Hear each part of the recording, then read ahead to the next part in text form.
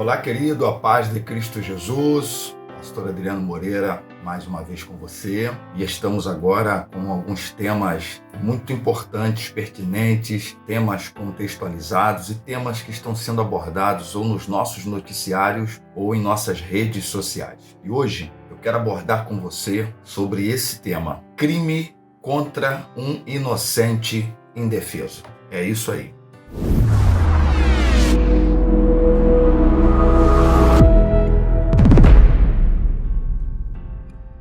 Crime contra um inocente indefeso. Para que a gente seja objetivo, eu não vou entrar no detalhe da reportagem a respeito da lei que está abrindo essa exceção lá no estado de Santa Catarina, mas é um assunto que eu e você já sabemos pelas nossas redes sociais. E é sobre isso que eu quero falar hoje. Porém, eu gostaria que você nos ajudasse no nosso canal, fazendo a sua inscrição, que você curtisse o vídeo, a nossa mensagem, que você compartilhe com tantos quantos você possa compartilhar, porque dessa forma você nos ajuda a crescer no nosso canal e alcançar a muitas outras pessoas. Eu quero começar lendo um texto, que é o Salmo 139 e o versículo 16. Porque o que eu quero aqui falar é qual é a posição bíblica, qual é a ótica do Evangelho sobre esse tema. Ou seja, estamos falando de aborto, estamos falando de situações em que a nossa lei,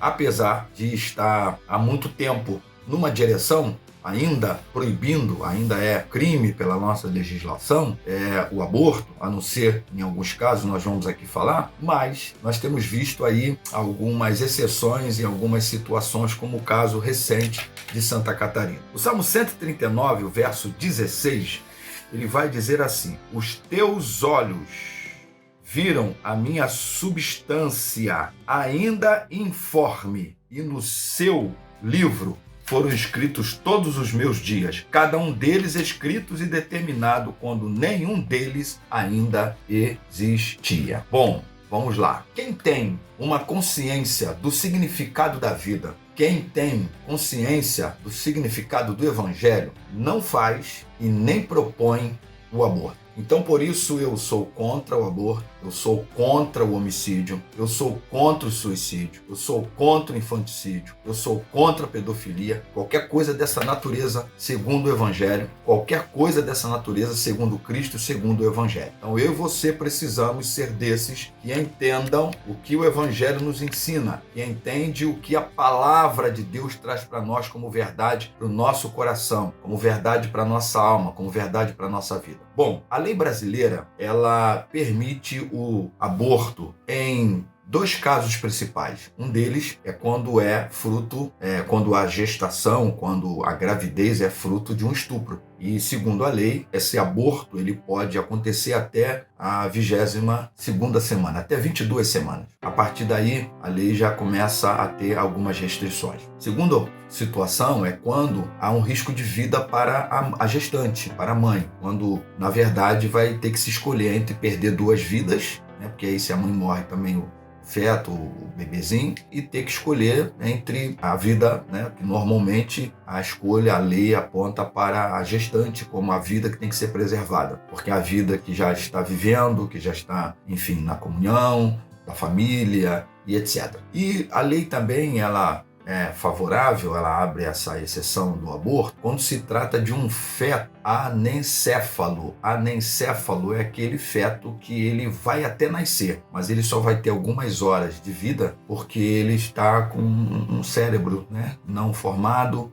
e, portanto, não vai sobreviver mesmo. Ele chega até a nascer, até o momento da concepção, até o momento, né, do parto, mas não fica horas, né, pode ficar até minutos de vida. É importante dizer que em casos específicos entre escolher vida pela vida, a ética cristã e o Evangelho vai nos dizer que a gente tem que escolher, não tem jeito. Vai ter que escolher entre a vida do feto e a vida da mãe. E aí a ética vai nos informar e nos direcionar a escolher a vida da gestante, porque já é uma vida já vivida, não importa quantos anos, pode ser até, como casos aí agora recentes, né, Santa Catarina, outros passados também, teve um outro muito semelhante em Pernambuco, foi 2009 aproximadamente, aproximadamente, também de uma menina de 10 anos, outra de 11 anos, enfim, que automaticamente também foram fruto de uma violência e ficaram grávidos. Bem, mesmo que seja com pouco tempo de vida, né, 10 anos, 11 anos, mas a escolha sempre é pela vida da mãe. Eu preciso dizer nessa nossa reflexão que há mais más consequências físicas, psicológicas e até espirituais para a mãe abortiva que a gente possa imaginar. Então existe muito mais consequências ruins para quem parte para o aborto do que para para aquela que de alguma forma deixe essa vida chegar à vida, né?